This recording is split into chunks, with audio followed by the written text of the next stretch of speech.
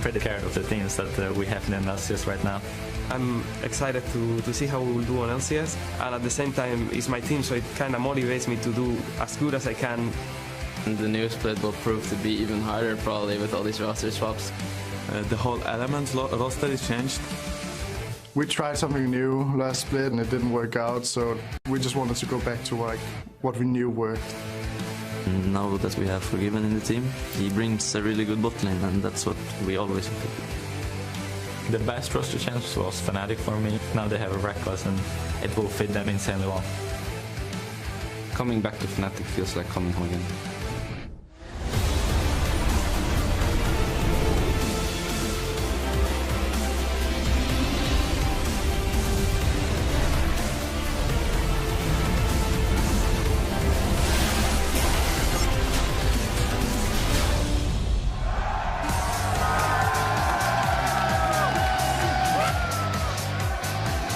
Welcome to the European League Championship Series, coming to you live from our studios in Berlin, Germany. We are about to kick off week 1 of the LCS Summer Split. And as you can see, our fans are absolutely ready to get things started, as they were a little while ago as well. Some Unicorns of Love fans that we've grown accustomed to, and there, Fnatic with a Reckless in their ranks, looking to get their first win on the board here in their very first game, which is versus Unicorns of Love. All familiar faces in that team setting up for game 1. I'm Evie Shock-supporter, excited to be back at the analyst desk with Challenger Series shoutcaster James Stress O'Leary and 2 familiar faces returning to the LCS stage, Origens Expeke and Soaz. Welcome back, gentlemen. Thank you. Hello, thank you. Well, the fans are also very happy to have you guys back. But the summer split begins today, and in 12 weeks we will know the 3 European teams at World 2015. So let's go over the ways you can qualify for that World Championship. First off is, of course, getting the highest number of championship points over the season, and these are the spring standings showing where our teams are at right now. Yeah, so speaking of teams and where they're at, Fnatic right now are at the top of the table. 90 points already in the bank towards their Worlds qualification, and they earned those 90 points in the finals in Madrid against Unicorns of Love, and man, was that an exciting series. Took it all the way to 5 games, one of the best series we've had as a finals here in Europe. Following them in 3rd place, it's going to be H2K, though they've bagged themselves 50 points. They took 3rd after beating SK in Madrid. And then at the bottom side of the current table, we've got the Copenhagen Wolves and Gambit, each with 10 points. Yeah, that's how it stands right now. Of course, there's another round of championship points up for grabs this summer as well. And then the 2 remaining spots for the World Championship from Europe go to the winner of the summer split, or whoever comes out victorious out of the regional qualifier. That, of course, begs the question to the 2 gentlemen over here. How do you guys plan to get to Worlds? So Worlds is not really it's a goal for us, but we want to do a good season first and then see wherever if we can go to Worlds or not. It's gonna be really difficult, but we hope that we can make it. All right, Expeke? Well, the aim is that one pretty much. During the regular league, I don't think we have a high goal of ending 1st, 2nd, 3rd. The aim is to get to playoffs and then give everything we can to win playoffs. Obviously, it's going to be super hard, probably almost impossible, but if we made it, that would be the goal once we're there. Hey, possible is nothing if you dominate the Challenger Series. But before we move on, we have to touch on the mid-season invitational, of course, as well in the off-season. LPL's Edward Gaming came out victorious after beating out SK2. But for me and for a lot of people in Europe, Fnatic's performance was really hopeful going into the rest of the season. Yeah, it was very inspiring, actually, for Europe as a region as a whole. We had a European team take a Korean team, a top Korean team, to 5 games. Again, Fnatic was super aggressive all throughout the tournament as soon as we got into the playoff stage. Very in your face, very aggressive. It was exactly what they needed to do at MSI to bag themselves a great spot. Yeah, and you know, give us some bragging rights towards the other regions as well. Now, if you want to take another look at any of the action from MSI or the Spring Split, head over to lolesports.com, and while you're there, you can check out the new lineups across the LCS and scout out your fantasy LCS team for summer as well. And now, let's turn to today's slate of games, where we'll start with a rematch of the Spring Split finals between the Unicorns of Love and Fnatic. Then Origen will make his LCS debut against Giants, the Copenhagen Wolves will face SK Gaming, and we'll end the day as H2K takes on Roccat. So, there you have it, guys. Your very first LCS game, although you guys have seen a few, is versus Giants. What are your expectations going into that match? Okay. It's hard to tell, because even though from screens we could say whatever we think because we think we will do good or whatever. We have never played them on LCS. None of the actual teams right now. And it's so weird because sometimes we practice a team and then we see them play on LCS and they play so different. Sometimes they play worse, sometimes they play better on the scrims than they do. So it's like we cannot just get a bit too cocky and say, okay, we do good or we do bad against this team. We have to see and just take care and more than aim for the win, aim to not make mistakes, to play a safe game and not fall into the, like a lot of teams do on LCS against Unicorns of Love. Don't follow their game, follow our own game, don't play their way. And I think it's a super interesting matchup just for multiple reasons. I don't know whether all of our viewers will understand just how big a matchup this is in the region. When we were in Madrid, there was Origin merchandise and there was Giants merchandise. Everywhere. Everybody had a piece of one of the two teams. So this is massive. How much added pressure, if any, does that put on you guys, Soaz? It doesn't put so much pressure. I think it's mostly about Mithi and Peke because it's a Spanish team. And they are two Spanish players, so I think this game is mostly going to be about mid lane matchup against Pepe and Peke, and it's going to determine how the game is going to go. Don't worry, they will flame you too. I bet you've missed that. So anyway, they always flame me. Yeah. Taking another step back, maybe looking at the league, and you guys have gotten to sit back and look at the entire spring split and all of the teams. So what has been your impression of the strength of the teams and being able, as you say, to get a good season and make it to playoffs? How feasible that is? I think we can do it. I don't know really what to say, honestly. Mm-hmm. We just need to wait and see. Yeah, I think we're gonna see because, for example, this season compared to last ones, we have a lot less matches in LCS. So we are gonna have to be more prepared for during our scrims, during our pre-matches and things like this. Mm-hmm. So, yeah, we're going to have to see during the season anyways. All right, well, we will see indeed. I do have one final question. We need to get this out of the way.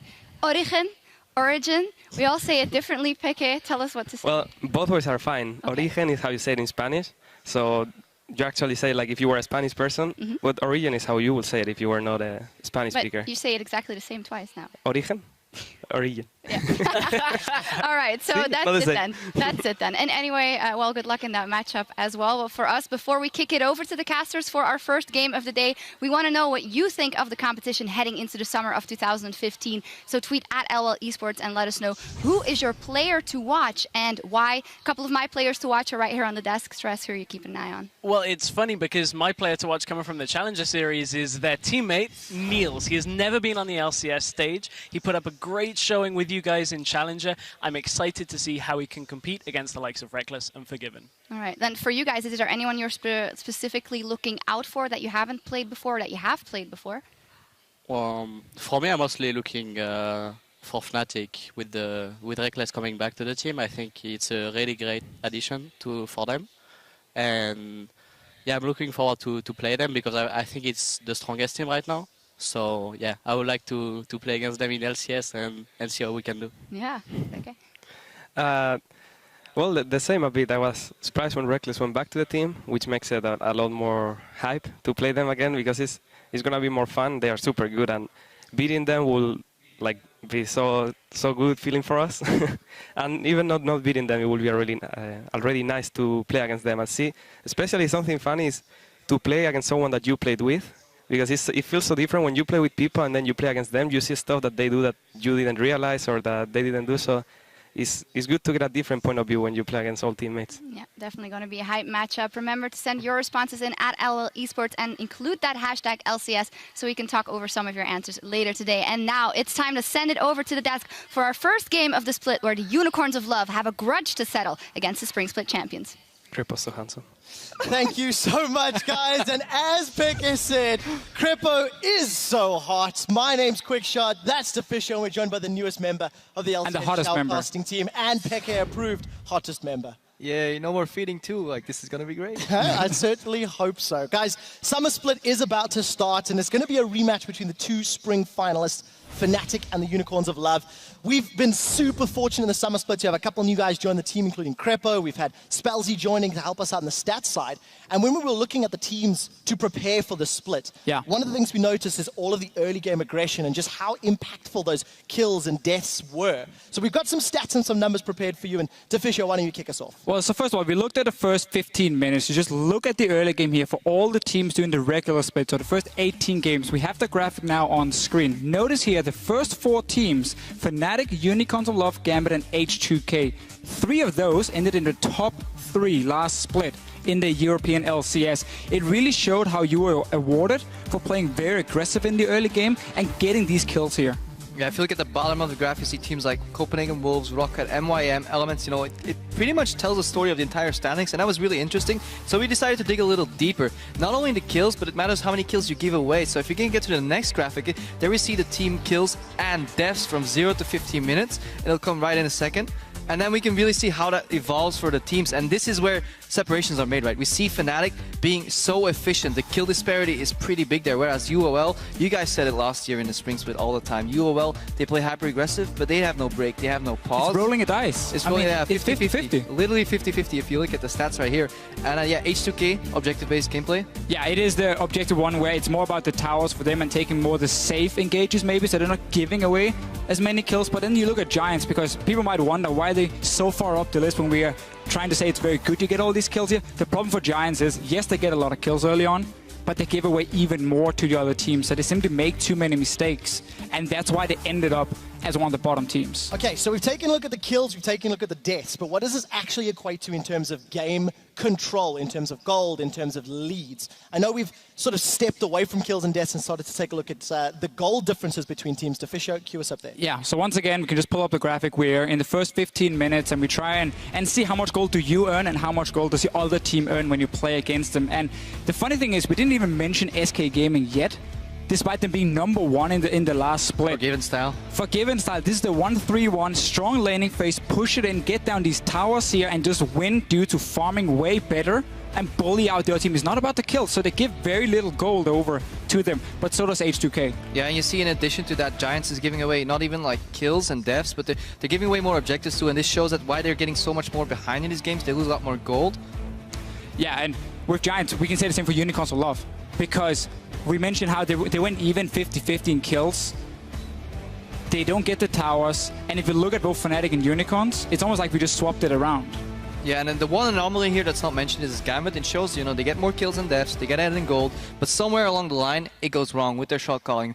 And let's see this season if they fix it. But going back to the point you made about UOL and Fnatic being pretty much mirrored, that's going to be an exciting matchup then today. It is, and it is the opening matchup for the summer split. So let's take a look at the starting lineups to remind you guys at home exactly who's playing for who. On the blue side in this first matchup, it is the ever unpredictable Unicorns of Love.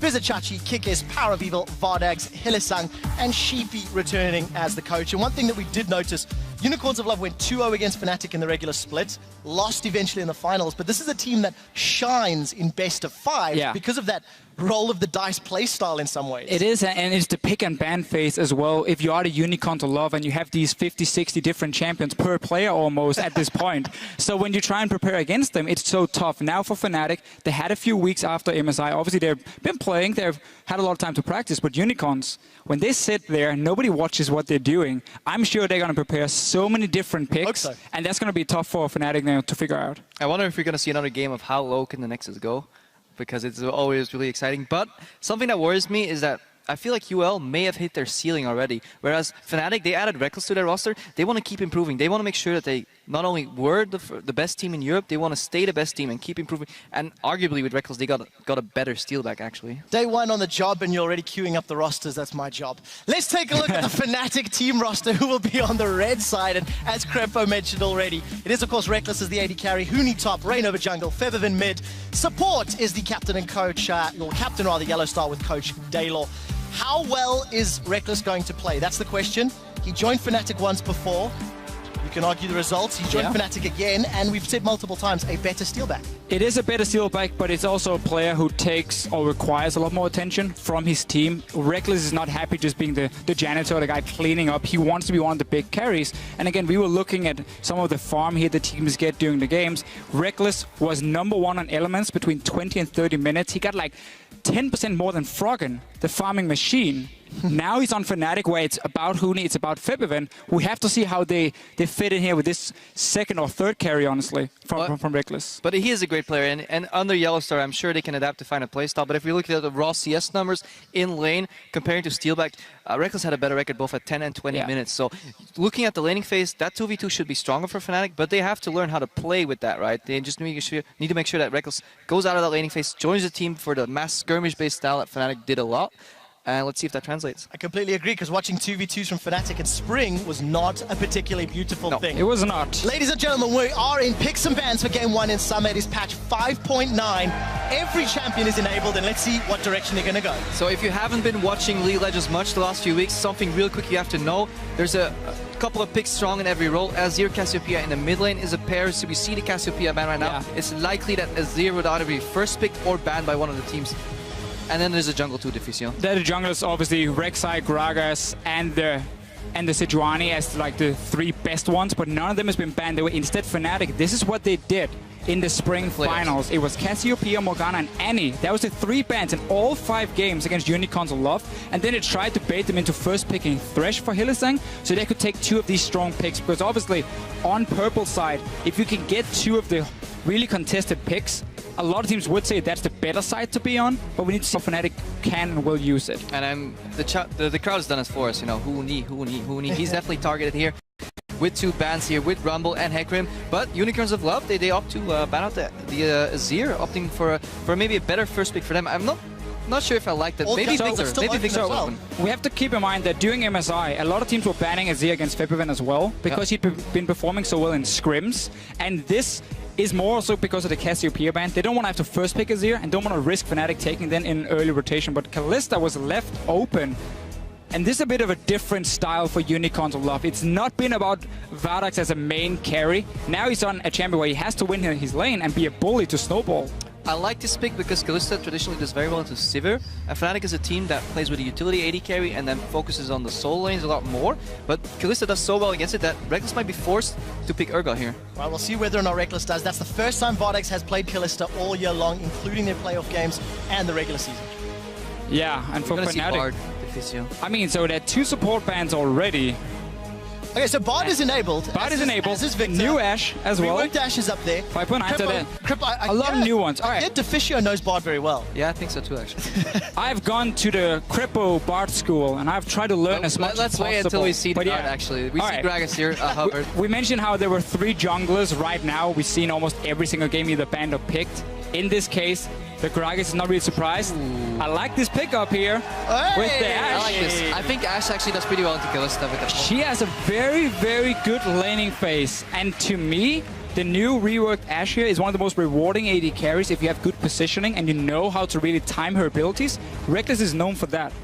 UOL's bot lane got a lot of kills though in the previous splits. When they had Morgana Thresh. If they can close the gap on the Ashe, like if she starts falling behind, she can go from 0-1 to 0-2 and 0-3 really quickly. However, Yellowstar and Reckless are pretty good at playing safe and calculated in their lane, so we might not see that. And I want to see if Nautilus is going to be the support pick then from Hylissang in here, so you can basically target the CC on the Ashe and you know you're going to get a chance to lock her up. Or of course Annie can do the same with the tippers. So I really like the response here for Unicorns of Love. They say we know you have an immobile AD carry. Double hard engage. Double hard engage instantly. Our AD carry as well can stay behind on his own and he can dance around and basically be safe. Yeah, and you pretty much play yo-yo with Annie. You know, you see goes in, she flashes 10 tibbers, and then you pull her back out with the ulti, throw her back in for an extra knockup. Maybe she charges up another stun, and then her job is done, and she can die. So we have to look at what Fnatic can build outside of the jungle AD carry, because what Ashe does as an AD carry, she enables hard engage, which means you can now take a top laner. Had maybe Cassiopeia been open, and it would have been okay, because you don't need hard engage on that role. We've seen Nautilus from Yellow Star quite a few times as well. So I feel like there are some good options for Fnatic, and Ash just opens up so many doors in the way you can build. When you see Kalista, you pretty much want to go double tank, though. At one point, Kalista can't tear through those tanks as easily, and that's going to make it easier for Fnatic to win his games. So we see a Gnar pickup, and then the Alistar. I like Alistar as a counter engage, because even if he gets CC'd, he can pop his ulti immediately and go for a combo. Unicorns might be telegraphing a possible Sejuani pick here, right? And Alistar is really good into that. So this is pseudo prediction, good safe pick. Although the lane's going to be a little wonky, so you might actually see a swap. Fnatic, though, is really building a comp that can protect an AD carry. As long as the flash tapers from the Annie doesn't land in the face of Reckless, this front line here provides so much appeal. Like, Gragas is one of these junglers who has so many different roles he can fulfill. He can be the guy to start the fight, he can be aggressive early game, and he can peel for an AD carry. So that's very effective for Fnatic in terms of the overall team fight. We have seen quite a lot of Evelynn, which also could be a jungle pick if you want to have the flank coming in. This one would purely be to buff up the AD carry, though. Well, I definitely want to mention on the side of Fnatic, there's not a whole lot of damage in the early to mid game just yet. On the side of Unicorns of Love, they've got a few seconds before they decide, and they are going to be running that Cogmore middle. When Power of Evil's run it in the spring split, it was AP, and he tried to play as safe as he could until level 11. Seems a little weird. Just poke mid laner with this like hybrid, all-in comp on the rest of the members. Not sure. I'm surprised we didn't see much Victor here. As far as I know, he is enabled, and he could have been like a meta pick because he was played a lot back in the day. Yeah, so come out. Victor is basically seen almost at the level of Azir and Cassiopeia, especially in terms of his late game damage. And also he has a very safe laning phase. It could have been a blind pick, but this is a comfort pick for Power of Evil. We have seen it time and time again. Clearly, he's not afraid of taking it without seeing what we can get in from Febiven. Zed has been nerfed here, so that's one of the counters that was good against this pick, which is now slightly worse, at least in that sense. But Fnatic, they're going to rely a lot on this engage from Reckless and then follow up, because they got like 3 champions that can follow up really, really well. Now even 4 with the LeBlanc on that arrow. I like the LeBlanc pick. I think it punishes Unicorns of Love in many ways if picks can be made. You know, you can shut the Kog'Maw down. You can even snipe the Annie if she gets behind. I think UOL is a tiny bit all over the place with their comp. Not sure if I like the Kog'Maw with the rest of the style they were going for with their 4 other picks. I really agree on that one. It's a mix of like, we need some sort of hard engage, but also we want peel. That's just not enough really to stop Fnatic, in my opinion, from trying to pile on to the backline here. Yes, okay, there's Ghost Flash in your mid laner, but it was kind of like Unicorns of Love changed after they saw Alistar Gnar and just like swapped it around and said, okay, we go for poke now. We'll have to find out how that works out, gentlemen, because picks and bans are locked in. It is time to settle the score between the Unicorns of Love and Fnatic. And Fnatic have an uncontested Nexus, and they will finally win the spring split. I want revenge. After we played final with them, I really think that they're a really strong team. The games against Unicorns are very chaotic. They just fight for no reason. I want to play against them now with Reckless as AD carry. We had like new pocket picks and new strategies and whole different stories, so they can't prepare for us. Fnatic will try as hard as they can to win the game as well, so I can imagine just a bloodbath as always. A bloodbath as always from Power of Evil. Unicorns of Love and Fnatic are on the rift for Game 1 of the 2015 Summer Split. Gentlemen, I did have to cut you off in picks and bans to hear from the teams, but let's pick it right back up. Yeah. With that last pick from Febiven, LeBlanc on his Assassins in some favorable matchups. He 1v1 Faker a few times and really stepped up in the playoffs. Let's see how he does today against Power of Evil and the Unicorns of Love. And I think it's a really, really smart pickup, especially because you look at the picks from Unicorns of Love with the Nunu jungle as well. There's not going to be a whole lot of pressure on the lanes, and Nunu can't really contest these early wards here that Fnatic loves to use. We always see them very early on pink in the rivers, so they can start roaming between the lanes. when you have Gragas and LeBlanc, it's one of the strongest 2v2s you ever have. That should be full control Fnatic to then go down and gank this Kalista any lane. That's so annoying to deal with if it is a 2v2. So in reply to that Nunu pick, a person I want to watch is Reignover. I want to see how he controls the early game of this game. I think it's going to be vital for Fnatic whether they start snowballing, making those picks. We said in the introduction, Fnatic, they make a lot of kills in the 0-15 mark. And it might happen again. I wonder if Reignover is actually going to go for an early side clear, 2 or 3 camps, and go for a cheeky level 2 gank on mid. Definitely seen Reignover being very active in the early game beforehand. He had a great showing at MSI. Notice what Fnatic did just before.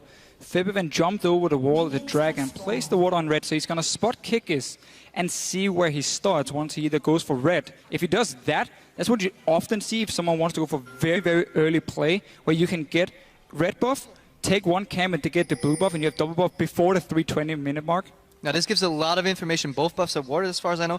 And then this basically can let Fnatic deduce what UOL is doing behind the scenes, right, in the dark. They actually prediction swap from UOL, but not matched by Fnatic. Fnatic is just going to do the Gromp here.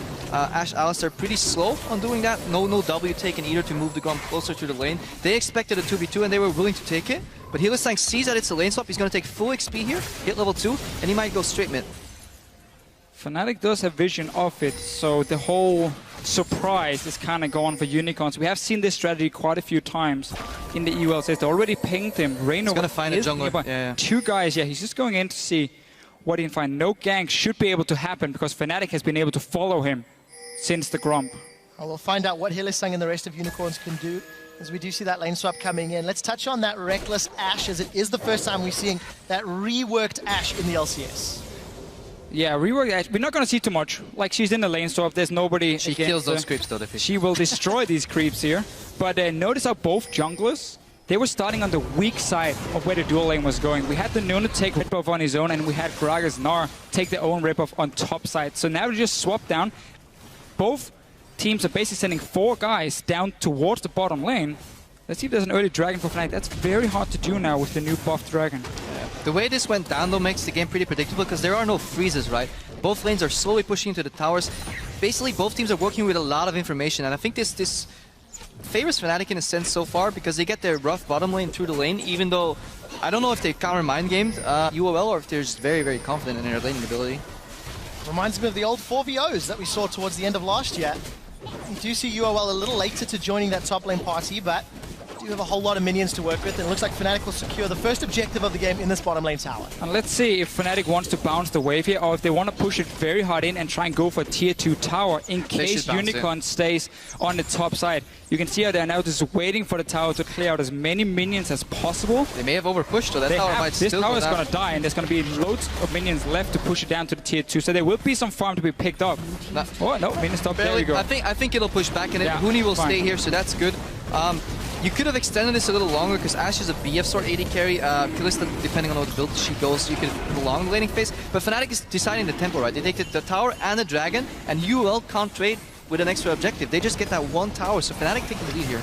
I definitely like this play, and I don't even think you care too much about the fact you only get a pickaxe because Kalista, in order for her to be really lane dominant, she also wants that BF sword. So if you just speed it up for both of you, so instead now has to just go for some lifesteal and now pickaxe for Rector. So he's going to have some good early trades. Like, the thing about the new Ashe here is she can basically do 2 things. You can do the very quick trade where it's auto attack volley and you just back away and you should have won that trade. Or if you stack up your focus, you can activate that Q and then you have a few seconds where you're going to be stronger. Fnatic being really smart here. They know they've taken the tier 1 tower on bot lane. They've taken a dragon. There is no reason for Ashe and Alistar to be on the bottom side of the map. It is very likely that Vardax and hygglesang are going to swap back to bottom. Keep dodging them, you know. Let Huni range farm against them. They're not going to take the tower too quick. They're not going to kill Huni because Huni's pretty good at, you know, dodging these devs.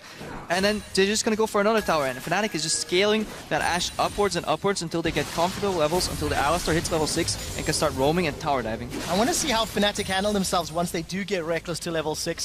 Because they do have a combination of champions that fits their playstyle, finding those kills. But this level of coordinated defensive play almost is quite uncharacteristic from Fnatic. We've seen it from UOL when they run their range poke mids. Reaction from Fnatic here. Bot lane's frozen by Vardax, so they send more members up for a cross-map objective in the top lane. We can see both teams are reading the exact same thing here. Unicorns knows by freezing the bottom lane, they have to send guys up and defending the top tower before Fnatic even moved in position. So we got 4 guys versus 3.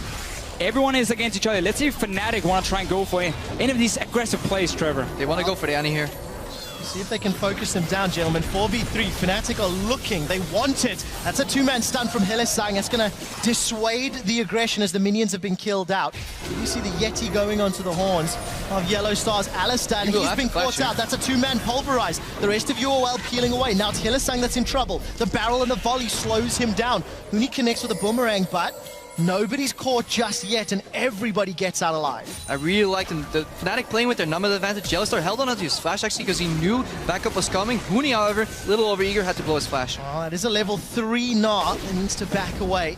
15 CS versus the level 4 Chachi, and we did see Power of Evil's Roam forcing that Summoner spell. If you look down the CS numbers, even as far as the opposite numbers are correct. So let's just see who can get the advantage from all these shenanigans. Yeah, Unicorn staying and trying to defend. Here's the dive. Oh, they've got an highl. That's the bounce and the hop. First blood goes to Reckless. He's back for Fnatic and he's already on the board. Takes 2 turret shots before he's forced to peel away. Rain over Huni and Yellow Star. They want kickers. They get kickers. Vizichachi's the next target before Rainov is forced to flash to safety. The volley, and that's 2 kills for Reckless. Fnatic 3-0 at the 7 minutes. And I just love how they stay up here because they know they have the 4 guys. They have good poke as well from Reckless, and they're just waiting for one mistake from Unicorns of Love. Notice if we get a replay how highl was standing a bit further behind the tower, behind his teammates, so Fnatic could jump him, get the tower aggro, and quickly step back out of it, and therefore juggle it really well, get that early kill, 3 kills even now. It's a bit late. Look at that, Power People forced to flash, 110 HP, the Ignite's ticking, the Ignite's burning, the Ignite is not enough.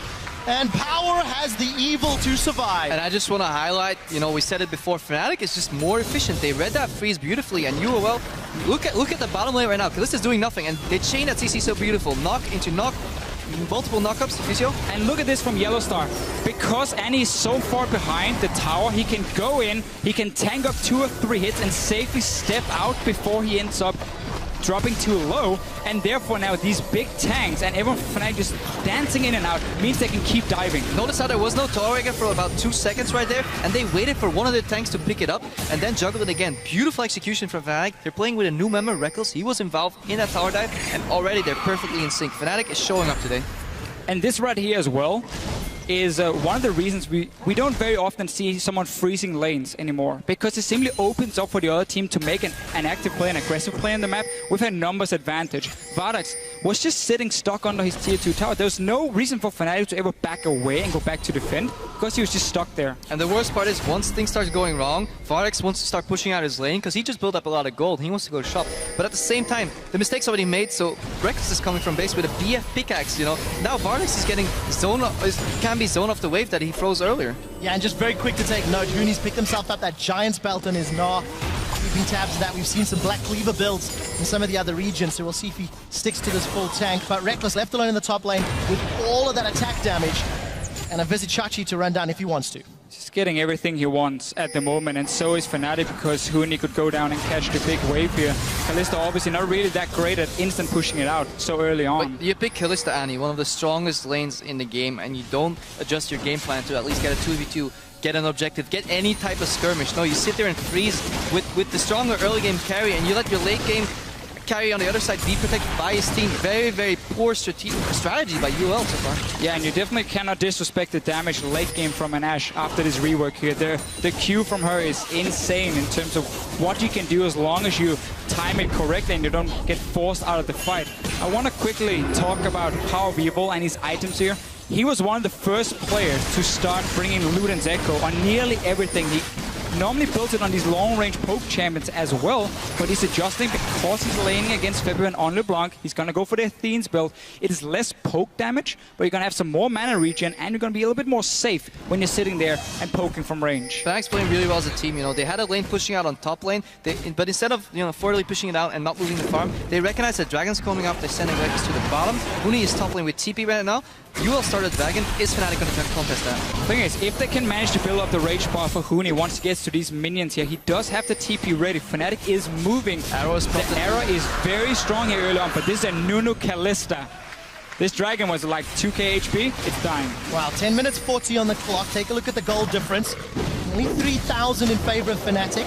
It is 1 dragon to 1, 2 towers to 1. So Fnatic hold on to the objective lead as we're 4 minutes away from those graphs we looked at earlier. A much more controlled, aggressive play from this summer split version of Fnatic. They're not giving away any deaths right here. Let's see what happens. So hylissang is walking in. Yellow's going to spot him. Oh, the arrow, it flashed away! That was close. Felt like Rekkles held on to that crystal arrow just half a second too long. Yeah, but he wants to do it. He has to chain it perfectly because otherwise he has no time to follow up, and then hylissang will flash after the damage anyways, and he just wanted to like make sure he either gets the kill or he doesn't get it at all. Getting the flash burn from the main engage on Unicorns of Love is a big deal for Fnatic all game long. Eventually she will get Tibbers. Not yet. She will get it soon, and then you know she's going to flash Tibbers onto Rekkles. If they keep doing this and try and force it away from hylissang, it's a win for Fnatic despite not getting a kill, because it now means you can play more aggressive in your lanes as well, and you don't have to be so afraid of this combo coming from Kalista Annie soon.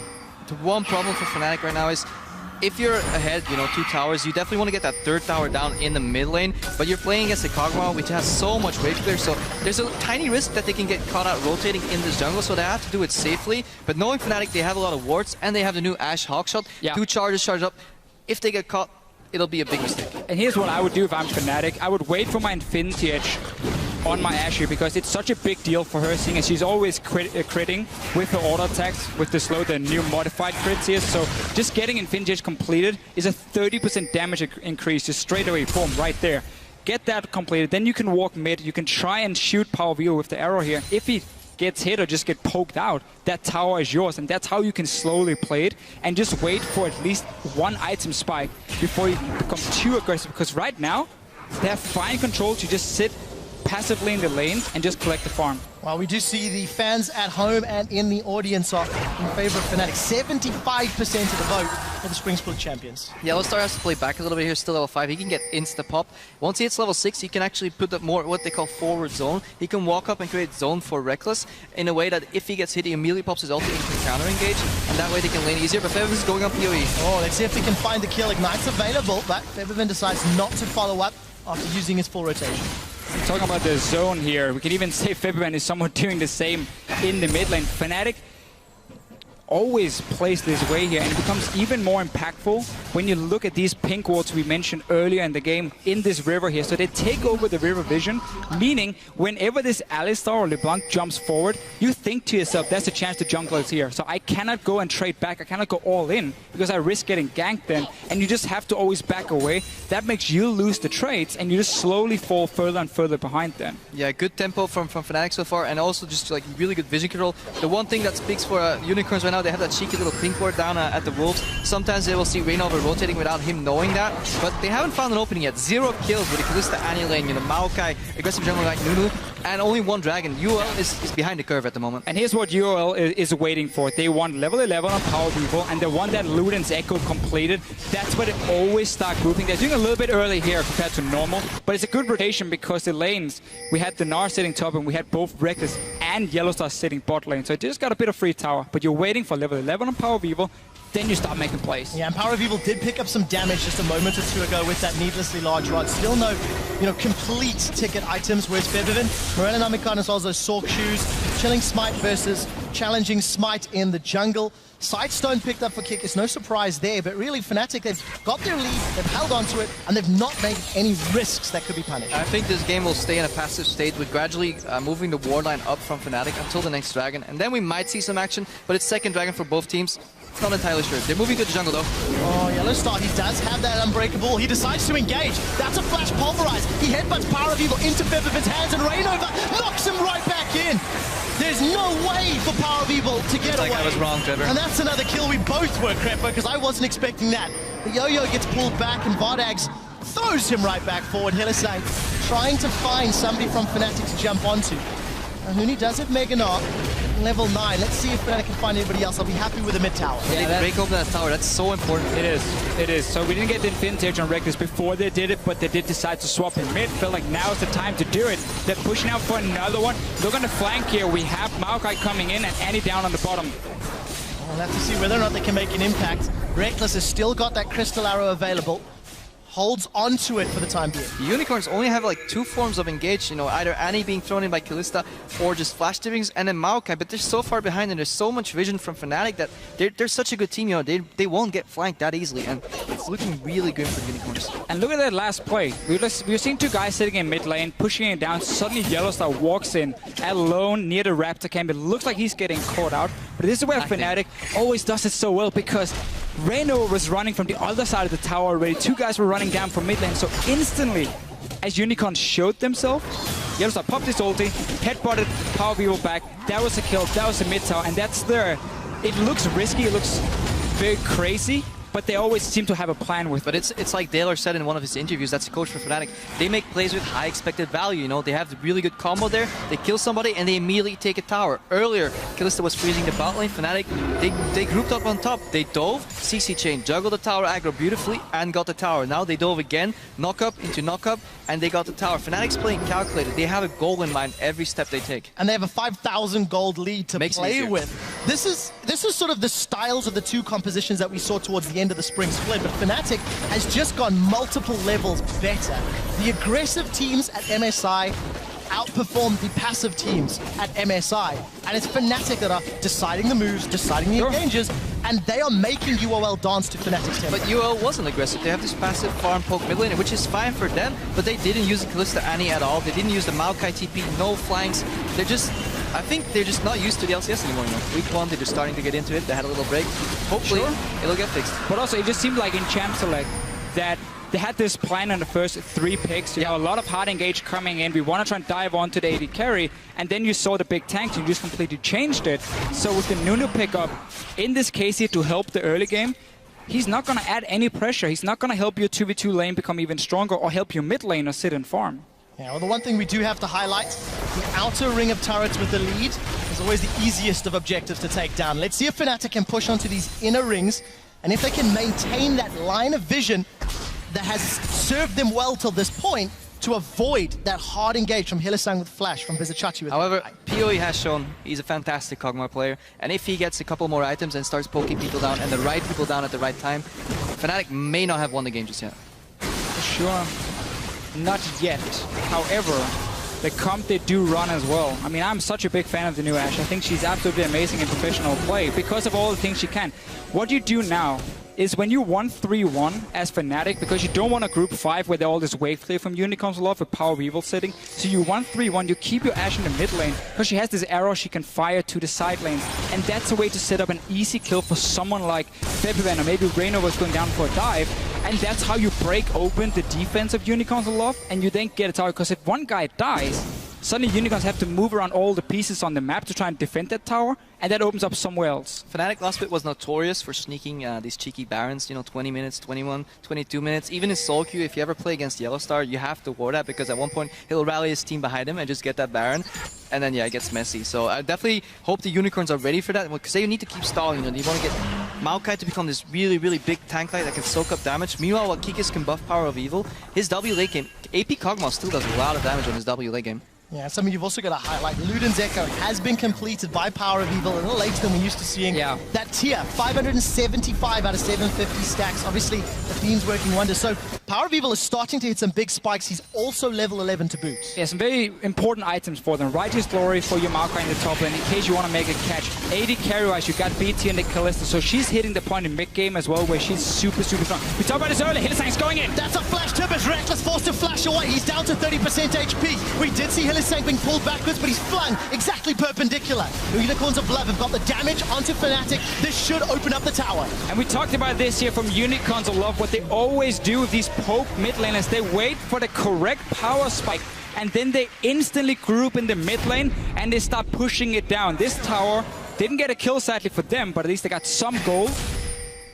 And that's important. And the Unicorns are matching the right lanes as well. You know, Maokai will not die to LeBlanc. You know, he's pretty tanky, pretty beefy. He can survive that. So this bought Unicorns enough time for Power of Evil to hit that spike, and then a beautiful flash engage from hylissang. He does not have distortion boots yet, so that means the next flash is going to be like 5 minutes out. Wow, it looks like Febiven actually got that blue buff from the little altercation in the jungle, but I also think it's important to keep our eye on Reckless. No flash from that engage previously. Yeah. He cannot afford to be, honestly, anywhere near a Maokai or any of those threats from UOL. That means there's going to be a slight window where hylissang will have flash and Reckless will have not, because he has a support mastery for it. No distortion boots on either side. Let's see if they capitalize that in 4 minutes from now. And Fnatic stopped looking at the map at the moment, at least. They were not respecting the move Unicorns could make. This bot lane has been built up really smart move. Over 1 or 2 minutes ago from Vardax at first, and then he went mid lane to take mid, so it instantly rotate down. They're again so strong with the poke. Let's see what happens here. All 5 members on the way, and that's a hawk shot. Boom! Well, we do see Huni. Mega Gnar is very close to popping. He hops over the wall. Righteous Glory is going to give some speed here, but it's Fnatic that are a little split up. Huni's about to go. Mega Gnar's Power of Evil has shredded down the cow. Now that's 1 victim from Fnatic. That's a 2-3-man Gnar against the wall. Huni's trying to do what he can as Febiven has found Power of Evil. The stun lands onto hylissang, but it's not enough. Febiven has dropped Kikis' Nunu as Chachi will be the next victim. Fnatic turn it around. They've got 2 kills. The re-engage. Vardax is still a lot of HP and Power of Evil mana to play with. They end up trading a 2-for-2 as Unicorns of Love were in full retreats. Meanwhile, PO is poking here. I really like it. It was like a multi-layered play, you know. UOL goes down on the bot lane. Fnatic reacts by trying to flank, but they split up.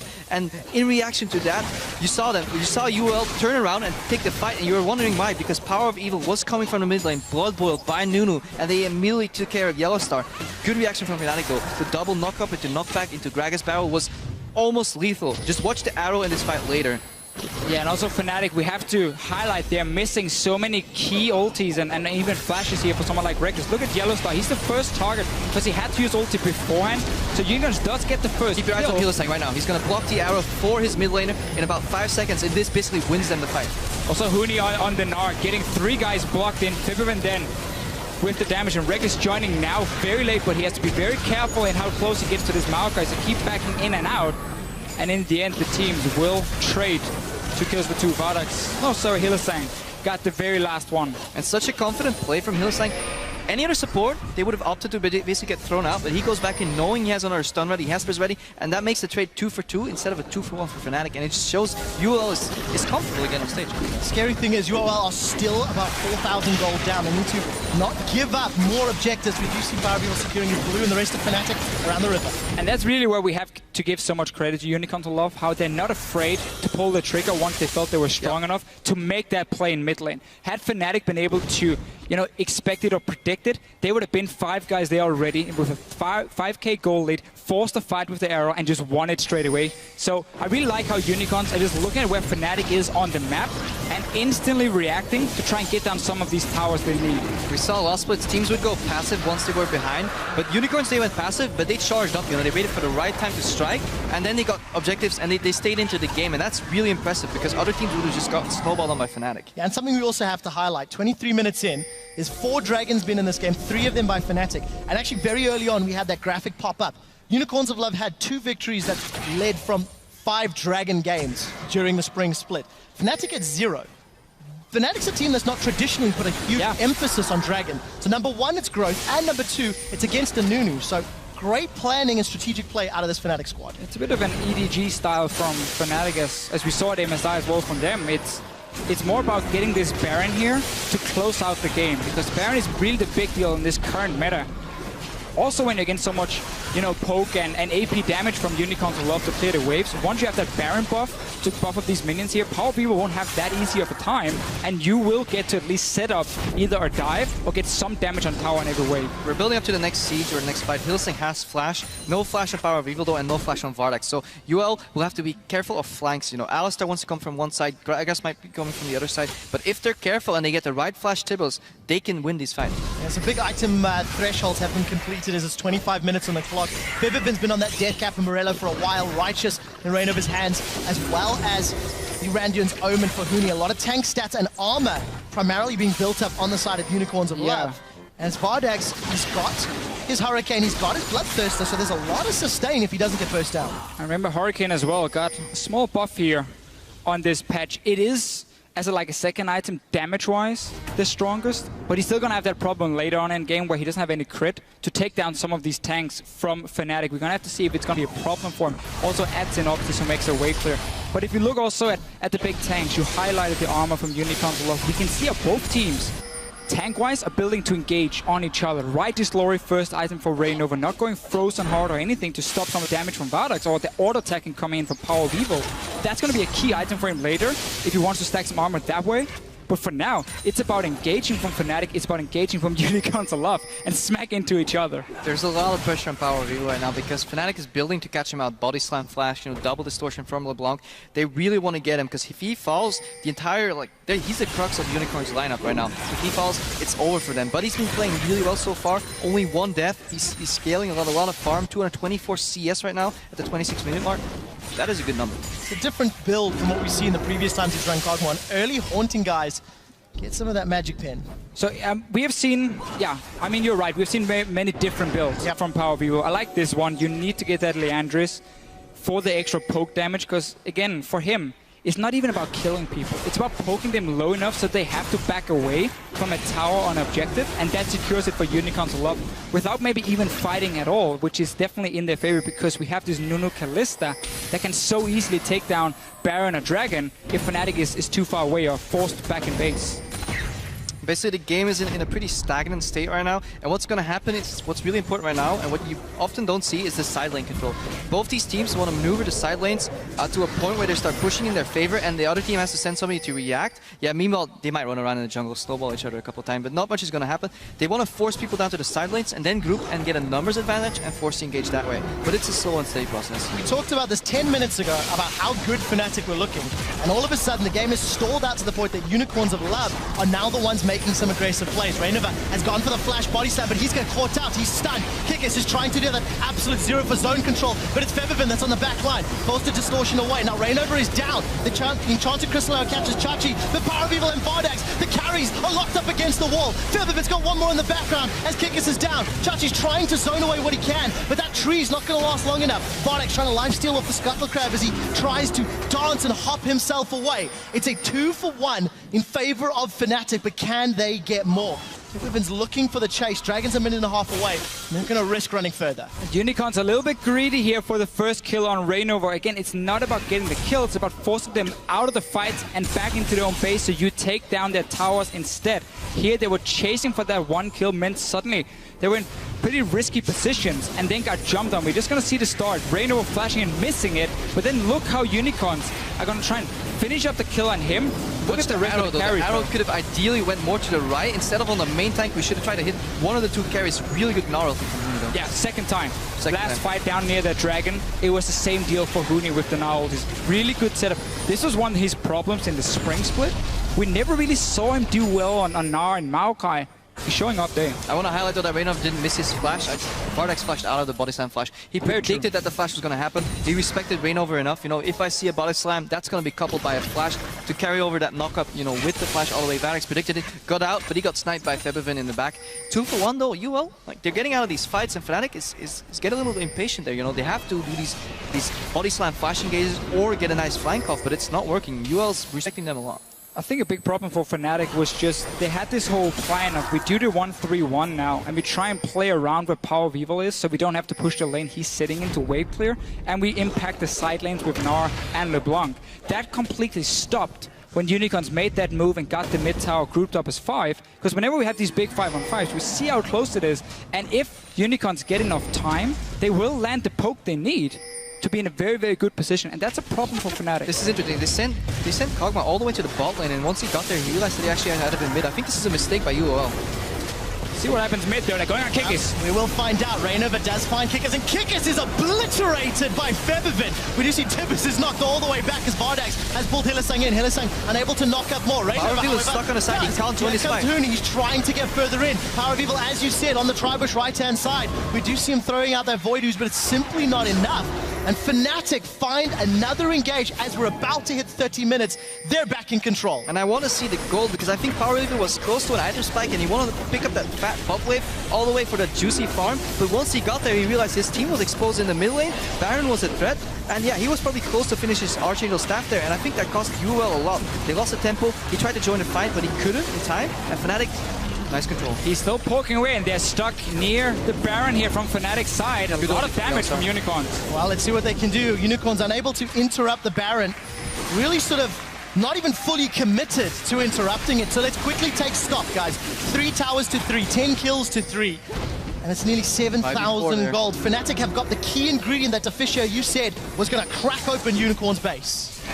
Baron, and then also the wave already pushing. Unicorns didn't go down to try and play it. They went mid lane and try and maybe take a dragon instead. They want the Constellation Dragon to at least avoid that 5th dragon coming out from Fnatic. But if that opens up your base. The base is going to open anyways with Baron. Well, Chachi's down. Power of Evil is caught out. The barrel's going to knock them away. Nice of Fnatic get a couple auto attacks onto the tower, but it's not enough. Reckless is going to sidestep at least one of those living artilleries, but they do get themselves another kill at the cost of losing 5th. And the dragon, of course. So they did end up making a good decision in taking Power of Evil down to defend, while the Kalista could take the dragon. I think it was the right choice. Yeah, I think, I mean, so they lost one tower here. Fnatic decided though to chase for the kill instead of the tower. So we don't know what could have happened had to just played it more relaxed and took the big wave to get some damage, because Ashe as well, with a Q, once you have the 5 stack, can really do a lot of tower damage. But for now, Dragon for Unicorns, Baron for Fnatic. We're about 10 to 11 minutes away from a potential 5th dragon from Fnatic, so UOL just bought them some more time in the game. Obviously they're behind, but they're a smart team, you know. They've learned from their mistake now. They need to keep Kog'Maw central because he's vital to their wave clear. Kog'Maw can clear waves in uneven numbers, 1 against 2, 2 against 3. He can get those waves cleared without being in danger. Yeah, and the thing is for Unicorns, they've been able to stall because of the fact Fnatic has needed to play for the Baron. So that extra couple of minutes may be enough for Unicorns. And the second Power of Evil stepped away and wasn't there to try and land some of this poke and play the wave. That's where Fnatic, and that's why they built something like Righteous Glory as the first item on Reignover to punish him Arrow and the Gragas going in. That's how you force the fight instantly. Bot lane towers, well, the 2 side lanes here, Unicorns have not been able to control the waves, and therefore allowed Fnatic now 2 towers with the Baron. And this is why I like going for the Dragon right after a Baron is down, because you're gonna lose your outer towers anyways. It's a matter of time, you know, either you lose them immediately or you lose them a little later. Those Baron creeps, they're too strong to defend, and it's such a vulnerable position. In your base you're safe because you have safety behind walls, but defending those tier 2 towers, that's too much flank opportunity for Fnatic. UOL has to back off anyways, but they bought them some time, you know, 2 dragons against 3. Fnatic siege up for the last tier 2 tower in mid here. I will see that Baron is slowly wearing off. Fnatic are split, 4 members in the mid lane. We do see Febiven hanging out towards the bottom lane. All of the outer turrets are down. Fnatic in absolute control of the map. Now they can see what further pressure they can apply on UOL's base. We just needed one big fight that led to the Baron for Fnatic. Obviously had a few times where they tried the engages. Now 10k goal lead once again. Let's look at some of the items completed for them. Really big pickup here on Reckless. The QSS Quicksilver Sash picked up. He can basically cleanse out of the Annie stun, and the only thing that can take him down now is the snare to knock up from Maokai, but he can flash that or poke from Power of Evil, and this means a lot. This means Fnatic puts less resources on peeling, because Reckless can take care of himself, and move more resources forward to diving, and that's going to be really important because they want to shut PoE down. And something we have to highlight, if you look at Reckless's CS at this stage in the game, in contrast to Huni, this is a slight shift in Fnatic playstyle. You touched on the CS difference and the CS priority from Fnatic in the spring split. That's a good point. Game 1, it's instantly reversed. But it's also Huni not playing a carry top laner. He's on the tank this time around here, so they are basically saying, we rely on Reckless and Febiven to be the main damage dealers in this game, so obviously they need that extra farm, and as long as they can stay safe, or at least Reckless can stay safe, Fnatic have great damage from here on out. Yeah, versatility and playstyle is what you need once you move towards the world stage. You know, Fnatic, they could play linear playstyle in the season in Europe, that was fine, but if they want to do well at Worlds, it's going to be nice to see if they can play around Huni one game, around Reckless.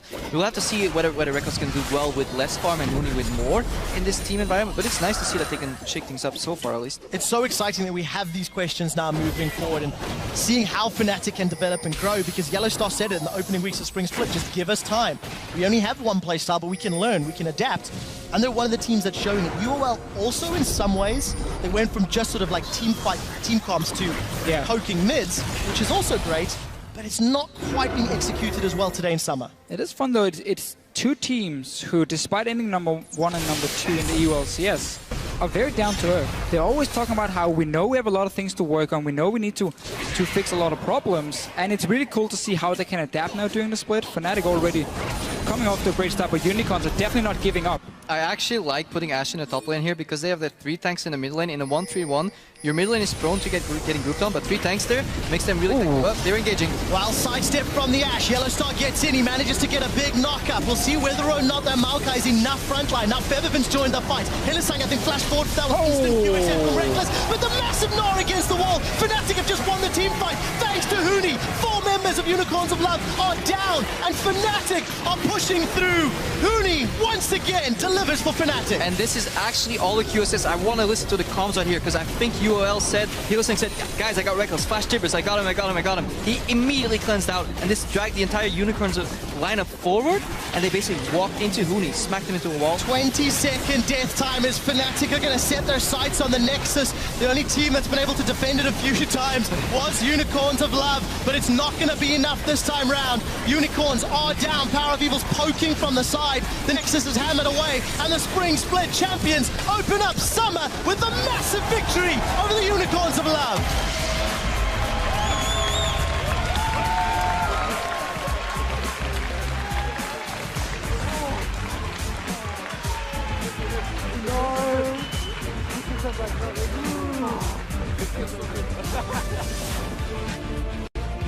A great performance from Fnatic, from the control and the timing on their engages. It's hard to fault Fnatic's decision making. They're playing as the Maokai and an Annie, so flash root, flash tibbers, and they only gave away 4 kills, and that is really important. 15-4 for Fnatic here, and really good, you know, pacing, really good tempo, really good objective timing.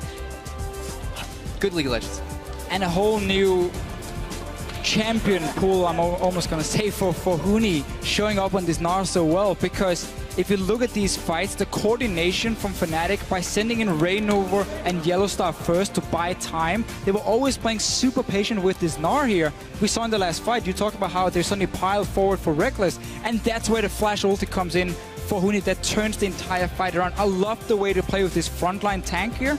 And also, we got some of the questions answered in regards to Reckless and how much farm, how much attention he's going to get. They put him on a champion he could carry on. They gave him everything he needed, and it worked out for them. Well, we saw some heavy looks there from Kikis on screen a moment ago. One of the guys who really shook things up in the Spring Split. Put himself on the Nunu this game. We talked about how he was going to have little to no impact in the laning phase, and for a guy like Kikis who has the ability to put the game on his back, you have to go back to the drawing board. You have to talk about the team comp, the early game decision-making. Crepper, you wanted the 2v2 from that Kalista Annie, and it just... Even if you don't get the 2v2, put the pressure so people have to react and match that strong Kalista at level 6, you know, or earlier levels even, you know, match somebody with it so you have even numbers and you can exploit that some champions are weaker in your early game. Fnatic really masked that weakness very well by putting more people around the top, and that top lane dived. It didn't come out of nowhere, right? It was calculated, really slow, nice and easy, and then a beautiful juggling there. Just one guy goes in, he goes down, Reckless starts tanking, he flashes out, and then the most important part on that dive, there was a 2-second window where there was no tower aggro, and they waited. They waited for their tank to pick it up, and then in and out again. That's one of, I think, the most impressive controlled tower dives we've seen out of the European LCS. So often they're chaotic and messy and sloppy, and nobody knows where the tower's got the aggro. But it was very clear Fnatic were very good in their communication, and they knew exactly what was happening. And it just seemed like for Unicorns of Love, with the comp they had as well, they knew when they should start grouping, but not how to get there. So it seemed like the plan for them early game was very passive focused. They didn't really have any answers to what Fnatic were doing. I think they got surprised by the lane swap. Probably they did. But then once they hit the spike on Power of Evil, that's where we started seeing the Unicorns of Love we know. But it was just a little bit too late. It became too hard because they were still behind in gold. Yeah, it wasn't